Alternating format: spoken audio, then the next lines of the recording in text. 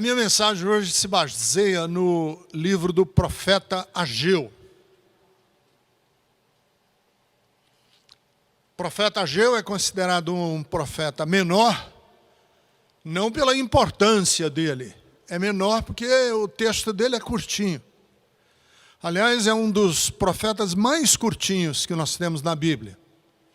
Dá para ler, são praticamente uma página e meia, dá para ler de uma sentada o profeta Ageu. E ele é muito perspicaz, muito pontual, fala diretamente. Então eu quero ler.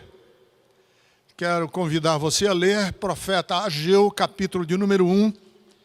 Vamos ler os primeiros 11 versículos. Diz assim o texto da Bíblia Sagrada.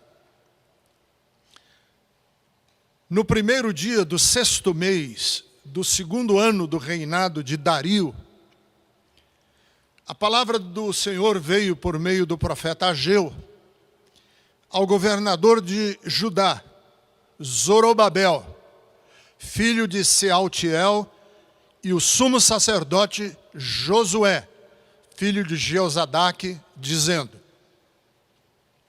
Assim diz o Senhor dos Exércitos, este povo afirma, ainda não chegou o tempo de reconstruir a casa do Senhor. Por isso, a palavra do Senhor veio novamente por meio do profeta Ageu, dizendo assim: acaso é tempo de vocês morarem em casas de fino acabamento, enquanto a minha casa continua destruída? Agora, assim diz o Senhor dos Exércitos: vejam aonde os seus caminhos os levaram. Vocês têm plantado muito e colhido pouco. Vocês comem, mas não se fartam. Bebem, mas não se satisfazem. Vestem-se, mas não se aquecem. Aquele que recebe salário, recebe-o para colocá-lo numa bolsa furada. Assim diz o Senhor dos Exércitos: vejam aonde os seus caminhos os levaram. Subam o monte para trazer madeira. Construam o templo, para que eu me alegre e nele seja glorificado, diz o Senhor. Vocês esperavam muito, mas eis que veio pouco. E o que vocês trouxeram para a casa do Senhor, eu dissipei com um sopro. E por que eu fiz? Pergunta o Senhor dos Exércitos. Por causa do meu templo, que ainda está destruído, enquanto cada um de vocês se ocupa com a sua própria casa. Por isso, por causa de vocês, o céu reteve o orvalho e a terra deixou de dar o seu fruto. Nos campos e nos montes, provoquei uma seca que atingiu o trigo, o vinho, o azeite e tudo mais que a terra produz. E também os homens e o gado. O trabalho das mãos de vocês foi prejudicado. Queridos, eu trago essa mensagem hoje pela manhã a vocês, porque eu quero acreditar, de verdade, do meu coração, que há um futuro para os meus netos. Eu me recuso a aceitar que o reino da morte tem a última palavra. Não, eu não me conformo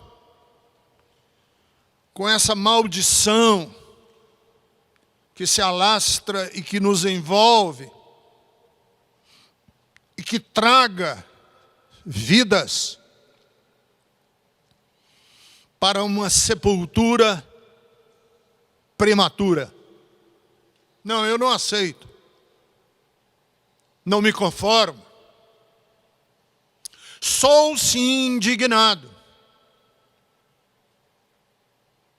Indignado que as nossas vidas foram suspensas como por um anzol, numa vara de pescar,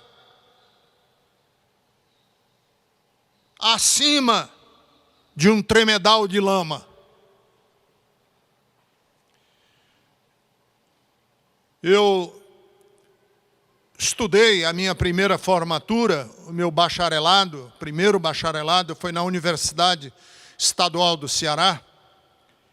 Estudei administração de empresas e foi no auge da ditadura militar, na ditadura civil-militar. E a gente estudava economia, estudava micro e macroeconomia. E eu me lembro que o nosso professor de macroeconomia, obviamente um homem instrumentalizado pelo partido único que havia naquela época, que era tutelado, né? O partido único, quer dizer, era bipartidário o Brasil. Tinha a oposição e o a favor, mas quem tutelava o Brasil era o partido que estava a favor dos militares. O nosso professor de economia, de macroeconomia, dizia que o Brasil experimentaria ainda um milagre econômico. E ele usava essa palavra. O Brasil do milagre econômico. Naquela época eu tinha 19 para 20 anos de idade. E hoje eu sou um homem já com 60 e alguns anos, e eu não consigo acreditar que o Brasil andou para trás ao invés de andar para frente. Que o milagre que nós esperávamos se tornou um pesadelo. E eu não me resigno à ideia de que a minha pátria tenha se transformado num cemitério a céu aberto. Não posso me conformar em ver a destruição da mata amazônica, do Pantanal dos Dois Mato Grosso, está incendiado e os animais sendo queimados vivos, que os nossos rios estejam contaminados de mercúrio pela exploração ilegal de garimpeiros. E eu quero trazer para mim o espírito de Ageu, porque o espírito de Ageu, do profeta Ageu, é de que a glória da segunda, está no capítulo 2, versículo 4, que a glória da segunda casa, do segundo templo, porque o primeiro templo foi destruído, porque o sonho dos judeus de terem um templo para Deus tinha sido arrasado pelo rei da Babilônia, Nabucodonosor, e não tinha sobrado templo. E Ageu está reconvocando o povo, depois de 70 anos, 70 anos de escravidão, de retrocesso, de recrudescimento da escravidão, 70 anos, que era tempo de reconstruir o templo do Senhor, era tempo de olhar para a casa de Deus e reconstruí-la, e o povo dava de ombros. O povo tratava aquilo como se fosse um apelo religioso qualquer. Era, entre aspas, mimimi do profeta, que na verdade eles tinham que reconstruir a casa deles. Primeiro os meus. Vou primeiro cuidar do meu quintal, da minha sala. Eu vou primeiro cuidar das minhas próprias seguranças, e vou lá me importar com o templo do Senhor. Mas o profeta dizia, olha, e Ageu, que é o profeta que usa a palavra do Senhor aqui, e o nome Ageu significa, quer dizer, o nome no original, Ageu, Hagai, significa filho da festa. Está convocando o povo e dizendo ao povo uma promessa maravilhosa. Depois que a gente reconstruir, depois que a gente reorganizar o santuário de Deus, a glória do segundo templo será maior do que a glória do templo que Salomão construiu. Capítulo 2, versículo 4, a glória do segundo templo será maior do que a primeira, diz o Senhor, porque eu quero que vocês tenham e experimentem um tempo de paz.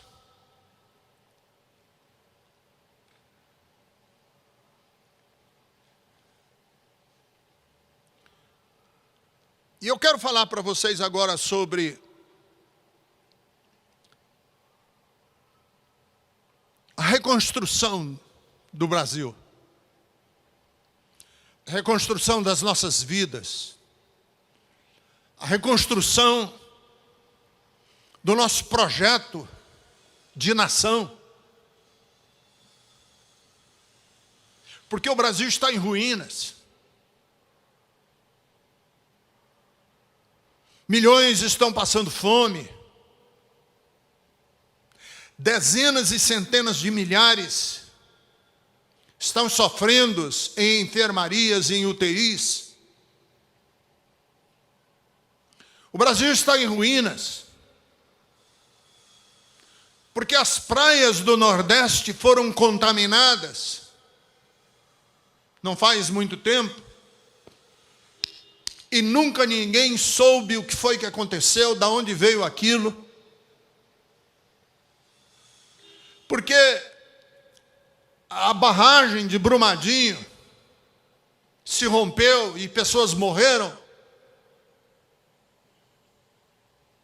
Porque o Brasil inteiro sofre. Estamos em ruínas. Mas o tempo de cura pode ser hoje. Pode ser agora. Aliás, precisa ser agora. E como é que vai se dar essa cura, essa reconstrução? Eu tenho 3 coisas para falar sobre a reconstrução proposta por Ageu.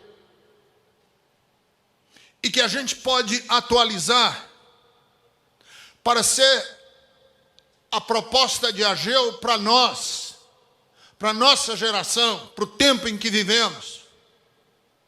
Porque, claro, o Brasil hoje é a ponta mais frágil do processo, mas para você, meu amigo, minha amiga, que está na Europa ou que está nos Estados Unidos, todos fomos afetados. É um tempo de conclamar homens e mulheres para uma reconstrução. E aqui eu não estou falando só do Brasil, eu estou falando do mundo. Primeira coisa, falei que eram 3, deixa eu falar a primeira. A primeira é no versículo de número 2.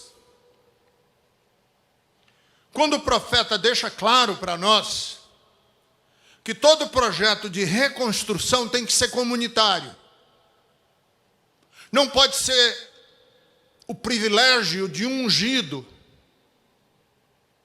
de um super-homem ou super-mulher, que vai reconstruir tudo. Porque o templo de Salomão foi construído sob as ordens de um homem, um rei, Salomão. Mas a reconstrução do outro templo tem que ser agora um projeto comunitário, coletivo. Não pode ser o projeto de um só. Aliás, não pode ser o projeto sequer do Estado, com E maiúsculo. Tem que ser o projeto da comunidade inteira, do povo, tem que nascer das bases. Não pode vir tutelado de cima para baixo, na ordem hierárquica do poder, tem que brotar de baixo para cima, das aspirações do povo. Olha o que aqui, no versículo de número 2, Ageu diz: este povo afirma, não chegou o tempo de reconstruir a casa do Senhor.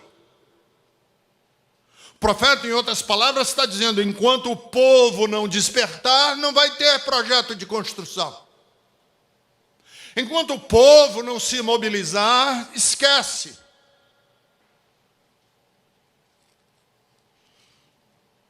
Porque essa agora é uma tarefa que cabe a todos nós. Temos que nos organizar para a reconstrução do futuro.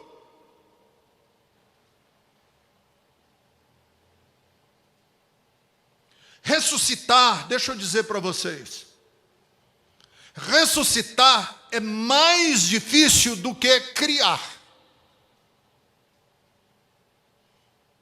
Pense comigo nesse conceito. Ressuscitar alguma coisa é mais difícil do que criar. Ressuscitar um casamento falido é mais difícil do que se enamorar e começar um novo relacionamento. Porque ressuscitar uma empresa que está quebrando é muito mais difícil do que criar uma nova empresa. Ressuscitar o futuro significa que você está admitindo que houve morte. E admitir a morte significa que você está admitindo mau cheiro. Você está admitindo que os processos estão em falência, estão desorganizados, estão falimentares, estão morrendo. Então, para ressuscitar uma pessoa, você pode ter um milagre. A Bíblia mostra isso. Para ressuscitar uma pessoa, você precisa de um milagre resolve. O milagre resolve a ressurreição de Lázaro. Agora, para ressuscitar uma geração, para ressuscitar um povo inteiro, sendo que ressuscitar é mais difícil do que criar, você precisa da mobilização de todos. Você precisa que todo mundo se organize. Não adianta uma pessoa, não adianta uma instituição, não adianta um personagem. Nós precisamos de todos e todas. E é isso que Ageu está dizendo ao povo de Israel. Se vocês não se organizarem, nós nunca vamos reconstruir o templo.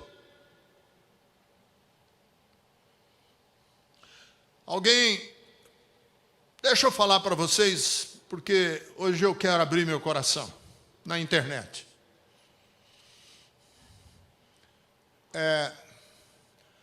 Qual é a minha maior desolação humana? Qual é a minha maior decepção? É perceber que todo o esforço da minha vida morreu na praia. Morreu na praia. O mundo que eu sonhei, e pelo qual eu me doei, e pelo qual eu viajei extensivamente,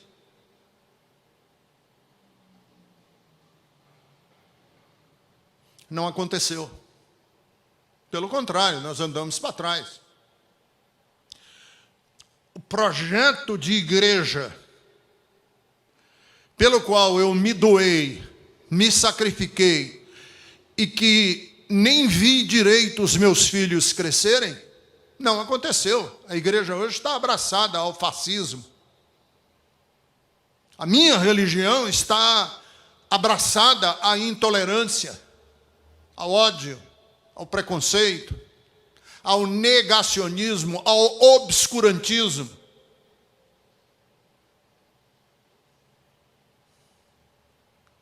A religião à qual eu pertenci é hoje motivo de escárnio. Principalmente aqui nos Estados Unidos, aqui no Brasil e nos Estados Unidos. Minha maior decepção é eu pensar assim, tudo que eu me doei para redundar nisso,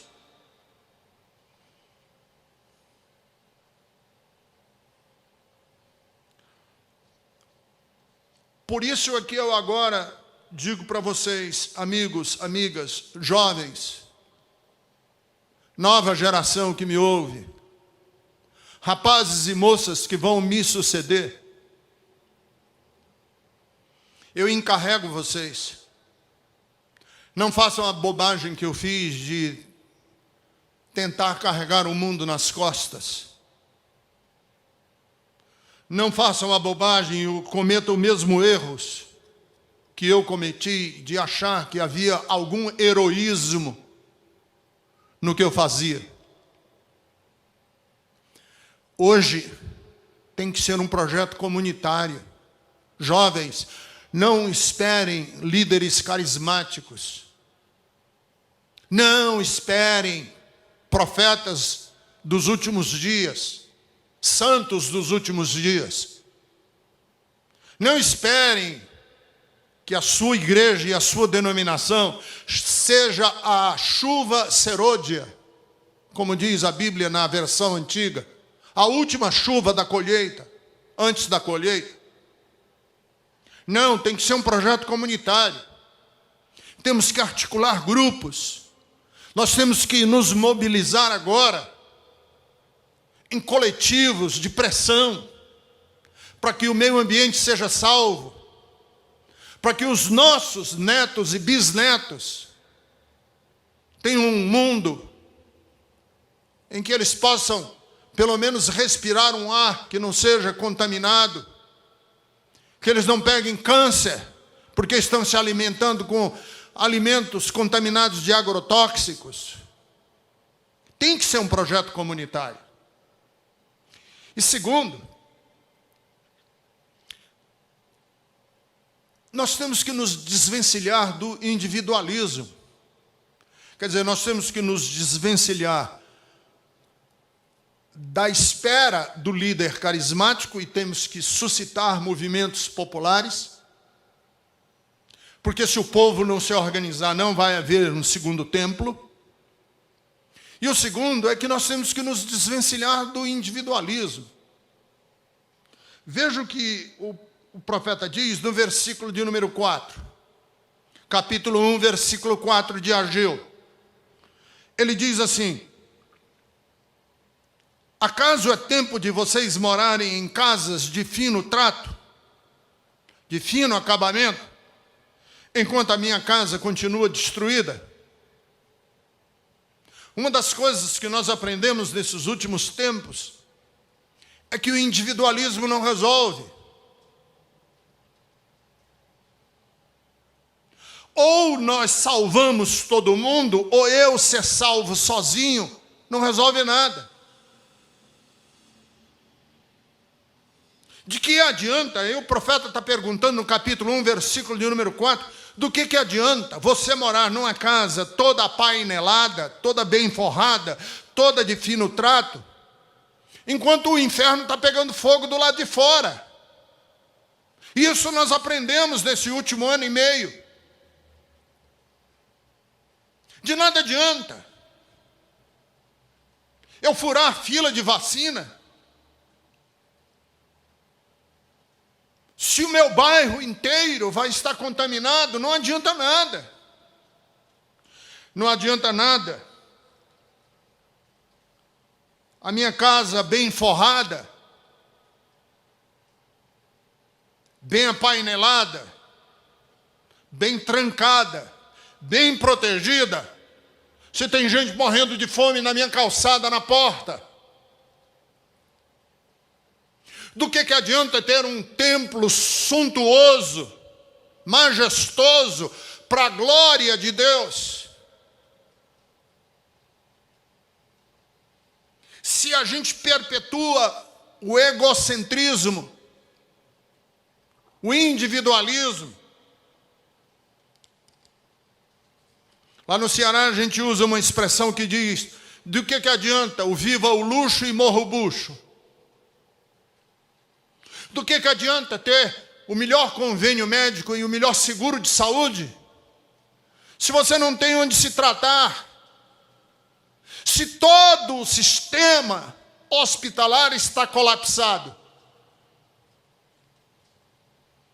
Eu vi um relato de um homem agora, recentemente, eu acho que no estado de Santa Catarina, ele reclamando e dizendo assim: eu tenho dinheiro, todo o dinheiro do mundo, até para comprar o hospital se eu quisesse, mas eu não tenho um leito para internar a minha mãe. Porque ou tem hospital para todos, ou não adianta eu procurar só para mim. Alguém me perguntou: Ricardo, nesses últimos tempos, qual que você acha que é o sentimento que nós precisamos superar? É o medo? Qual o sentimento que nós precisamos superar? É o medo? Nós temos que vencer o medo, é isso? E a minha resposta foi: não. Nós não precisamos superar o medo prioritariamente. Prioritariamente nós temos que superar o egocentrismo,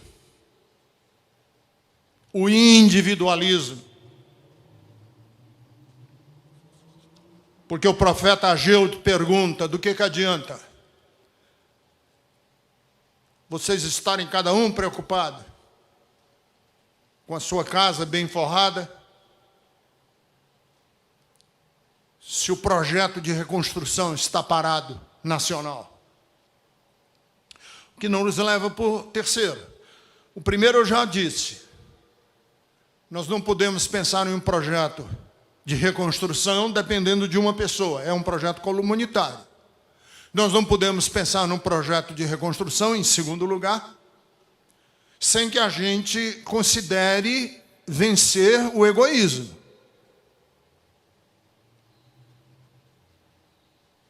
E o terceiro: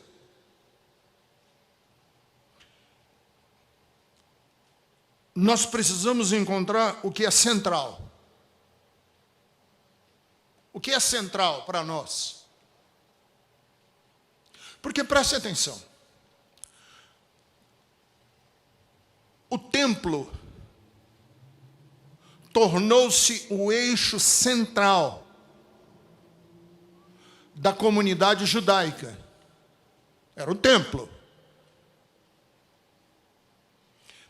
É mais ou menos, mal comparando, como foi o projeto de construção urbana brasileiro. E europeu também. E americano também. Aqui no Brasil, o marco zero de toda a cidade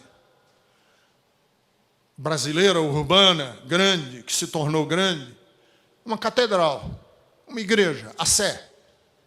O marco zero da cidade. Quer dizer, o ponto central, o eixo principal da igreja, ou da cidade, é a igreja. Uma catedral. Na Europa, as catedrais monumentais, altas, com escadarias, para mostrar, através da arquitetura das escadas, que você precisa galgar, subir, para poder encontrar-se com Deus, e a altura do pé direito era tão alto que é para mostrar a grandeza de Deus e a pequenez humana. Era um projeto das grandes catedrais europeias. O que é central na fé cristã? Eu não estou falando da religião. Eu estou falando da fé, da espiritualidade cristã. O que é central? Não é um templo feito por mãos humanas. Paulo diz isso em Atos, capítulo de número 17. No versículo de número 24 ele diz: porque fique claro que Deus que fez o mundo e tudo que nele há, não habita, não mora em templos feitos por mãos humanas. Porque Deus fez o seu santuário em nossos corações.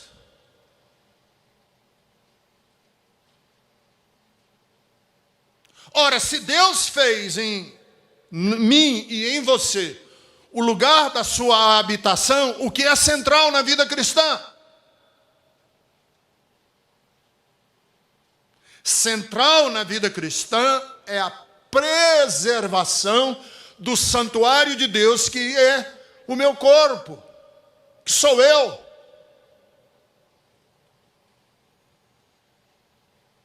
Então, se nós atualizarmos a mensagem de Ageu para o Novo Testamento, eu diria assim: para Ageu é a reconstrução do templo, feito de pedra, do templo feito arquitetonicamente para ser maior e mais exuberante e mais belo do que o templo de Salomão. Mas no Novo Testamento, esse templo é o corpo humano, porque é no corpo humano que Deus fez a sua morada. Paulo diz: vocês são o tabernáculo de Deus, o templo de Deus. Então, deixa eu falar com todas as letras. É falsa, é mentirosa, é do anticristo a tensão entre economia e vidas humanas. Para nós cristãos, essa tensão não existe. Porque para nós cristãos é eixo central que não existe sociedade, não existe futuro, não existe nada sem que corpos humanos sejam protegidos, cuidados, salvos.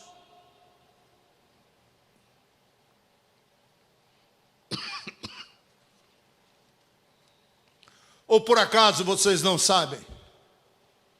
Paulo perguntou em 1 Coríntios capítulo 6, versículo de número 19. Ou por acaso vocês não sabem que o corpo de vocês é o santuário do Espírito Santo que mora em vocês? E que vocês já não pertencem a si mesmos? 3.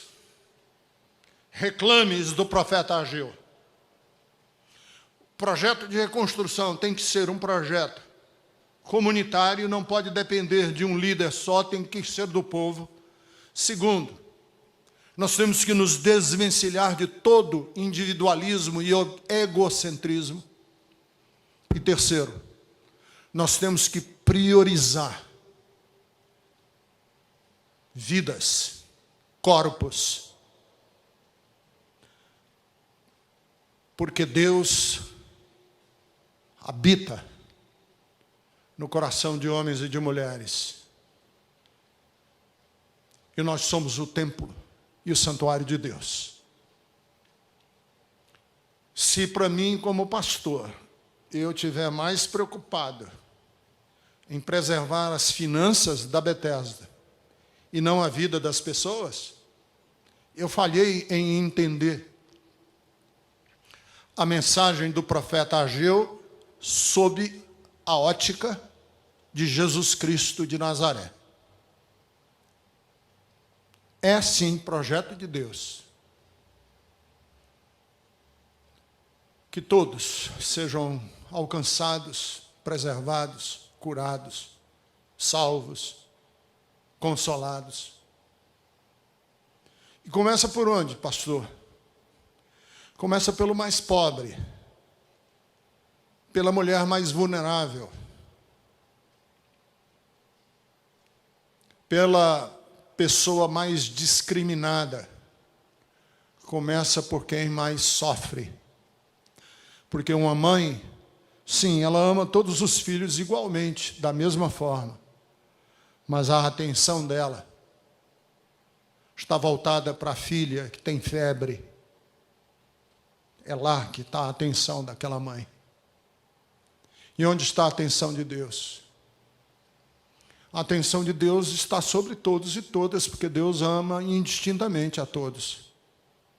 Mas Ele olha com um cuidado excessivo sobre quem mais sofre. Vamos reconstruir. Vamos reconstruir a nossa vida, o nosso futuro. Vamos reconstruir a história. É hora da gente se mobilizar. Da gente deixar de lado um pouco o nosso individualismo. Da gente priorizar os corpos, as pessoas. E você está convocado, convidado, convidada a fazer parte desse grupo. Permita-me orar com você agora. Senhor, eu quero te pedir em nome de Jesus que Tu suscite em nós esperança. Não essa esperança acomodada, resignada, de quem simplesmente espera. Nós queremos a esperança que nasce da revolta, da indignação, do não conformismo. Ajuda-nos a entender o tempo, a hora. Nos ajuda no processo de organização dos coletivos, dos grupos de pressão, das reivindicações, a sermos legitimamente o sal da terra, o sal dessa terra que está se destruindo, se acabando, morrendo. Nos ajuda a ser a ressurreição. Num processo difícil, lento, de reconstruir o futuro. Acolhe os desesperados, enxuga as lágrimas que marejam os olhos de quem está enlutada. Visita a casa que hoje chora e traz o consolo do Espírito Santo, a paz, o shalom de Deus para todos e todas. É o que eu te peço em nome de Jesus de Nazaré. Recebam a bênção apostólica. Que a graça do nosso Senhor Jesus Cristo e o amor de Deus, o nosso Pai, juntamente com as consolações do Espírito Santo, estejam sobre todos e todas, hoje e sempre. Amém.